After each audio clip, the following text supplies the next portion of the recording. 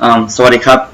My name is Napon Ravirjiphant, and today I'm going to be presenting the Java program called the Rock Paper Scissors Extreme. Let's see. Let it loading. As you can see here, this is the interface of my program. The choices consist of the play, the high score, the shop, the help, and the quit. You can see here there's a coin and the unlock content, which has nothing. But so as the new user play this program, right? So they will go to the help section first. Help.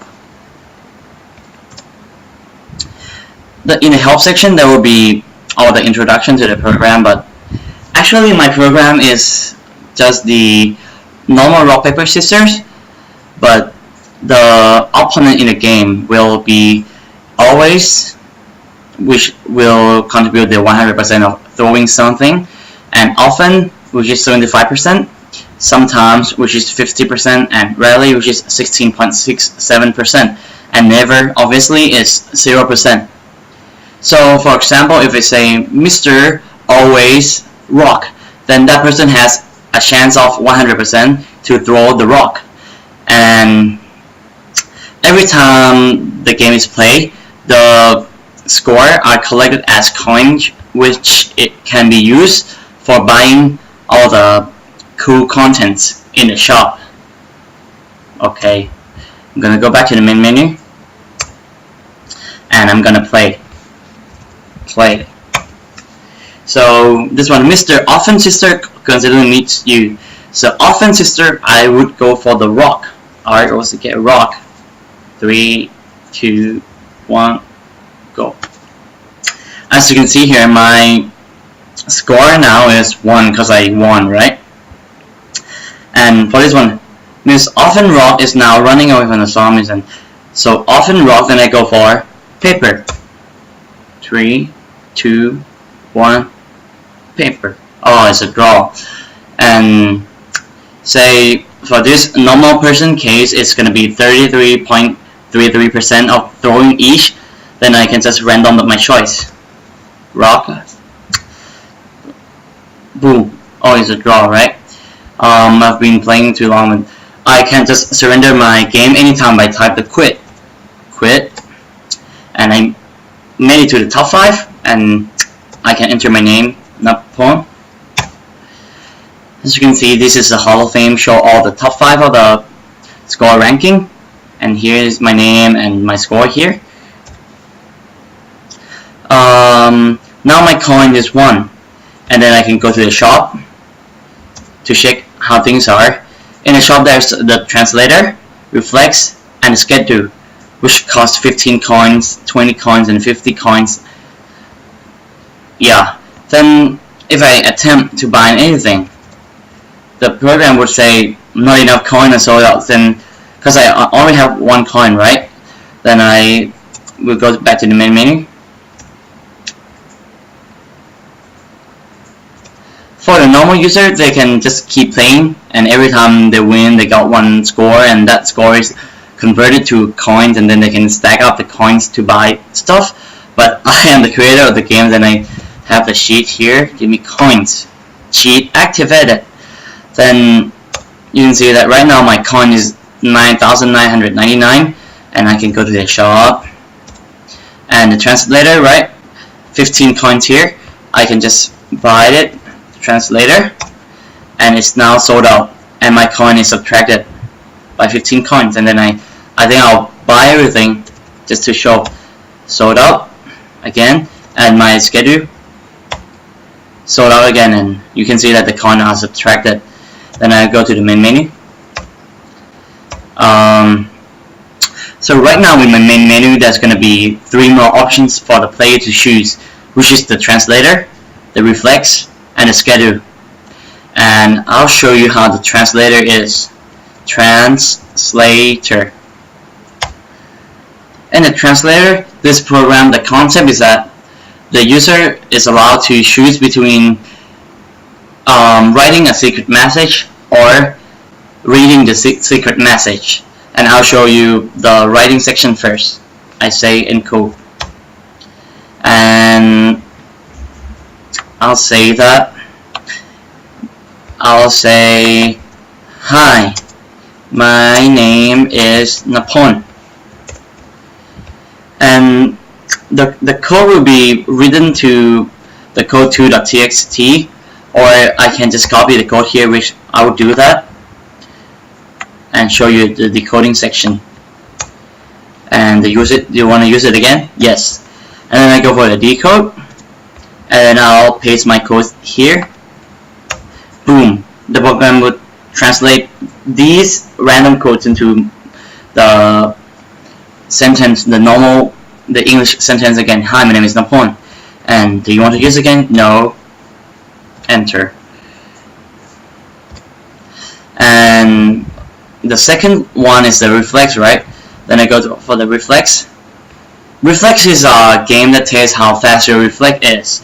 So in this section, for the first time user, you will go for the help, and as you can see here, Reflex will check how quick you are by your responding to 3 random generated letters. Try to be quick as possible. Then back to the main menu, Reflex again, and they play.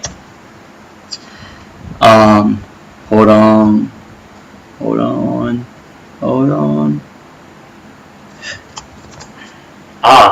You can see that the program will print out the 3 random letters, and then I have to type exactly that 3 random letters, capitalized or not, has to be the same, and then I spend 1.246 seconds, and the program will show me the response. Like, will show you the ranking. That's going to be like, you're too slow, you're too fast, you are the average, and all that. Yeah, that's all the option. If you do it too slow, you get another response. Then I think I'll go back to the main menu and go to the last one. Here, this is my last program. In the shop, it costs the most. It costs 50 coins because it's really useful. So, welcome to the schedule. The intro said, have you ever had a problem with checking ability for meeting up? Let the schedule help you.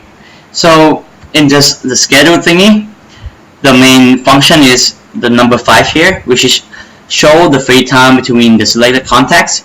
So if I attempt to do the 5, the program will say that no contact is found, and please add the contact first. Then back to the main menu, I say I have the add contacts here. Then I type 1. Now there's 15 empty slots, and then I can add any contacts to any slots. Say I want slot number 1 to be me. Here, slot number 1 is now me, and then I want slot number 9 to be my mom, and then say I want slot number 14 to be my dad. And if I try to choose the slot that is already used, then the system will just reject my input. Simply as that, because it's already taken and all. And then to go back to the menu, I type done, and then I have to add a schedule for each context. Then I go for the number 2 here, right? And then I will select the contact first, which is, say, Napon is number 1, right? 1, and then say, assuming that Napon is not free on Monday during 1 p.m. till 7 p.m. and the rest one is that the schedule from 1 to 7 p.m. on Monday has been added to Napon. And then say if Napon is not free on Thursday from 8:30 to, I can say, 15:07, like that, and yeah, the response here will be shown as well. And then I go back to the list of all the contacts, and then I say, hey, my mom is not free on Wednesday from 1 to 2:30, and on Thursday from 8 a.m. to 9:30, and I go back to the list, and then I say my dad is not free on Sunday during 11:15 to 18:23, something like that. Then I can go back to the list and I type done to go back to the main menu. So right now I have all the contacts and it's scheduled.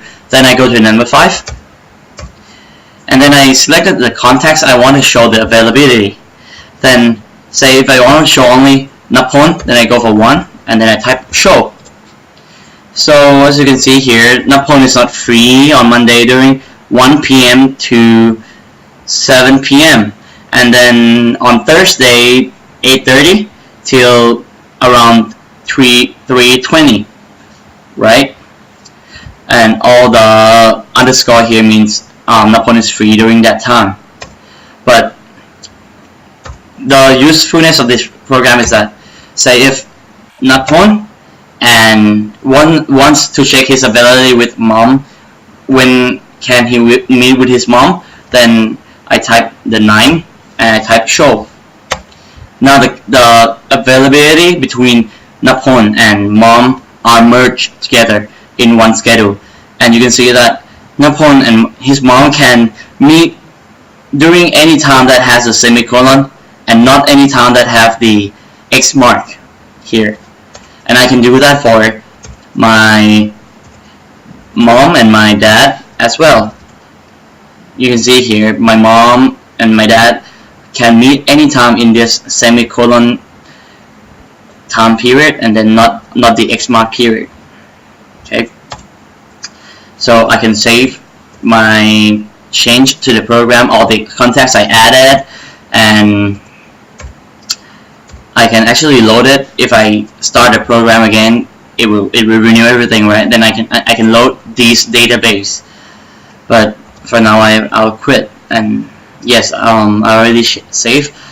So back to it's gonna redirect to the rpsXtreme again, and yeah, that's all I have with my programs. Thank you.